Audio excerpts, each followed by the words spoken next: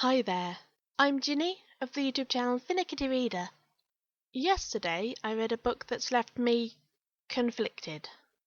I talked in my video reviewing The Lost British Serial Killer about the difficulties of books that touch on real people and the victims of horrific situations, and how some people do that better than others.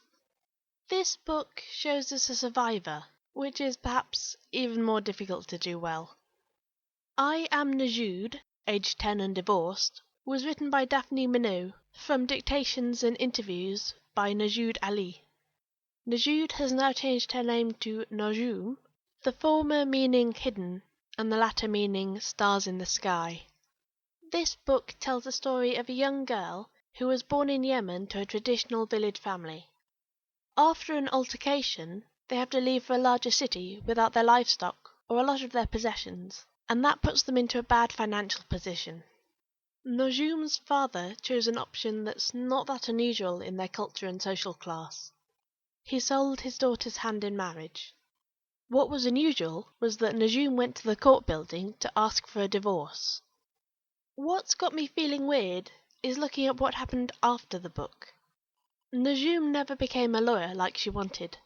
She refused to talk to a therapist and stopped going to school. And because of Yemen law, the money from the book that wasn't being held in trust was controlled by her father, who squandered and abused it. Her father, who used some of that money to get himself 2 new wives, threw Nujoom out of the family home, and also married off her younger sister before she turned 15. This book talks about survival and recovery, but that's an ongoing process that doesn't just happen when you've removed one problem and exposed a traumatized child to the whirlwinds of the world's media. She was still in a very male-dominated environment, with almost no education, subject to the wants and whims of people who didn't have her best interests at heart. The book just seems to gloss over this, though, desperate to end on a happy note. I don't know. She's now over 18, so it's as good a time as any to buy the book, but it's not one I would talk up. I hope you found this video interesting, and you're having fun reading.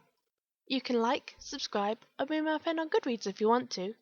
I'll talk to you later.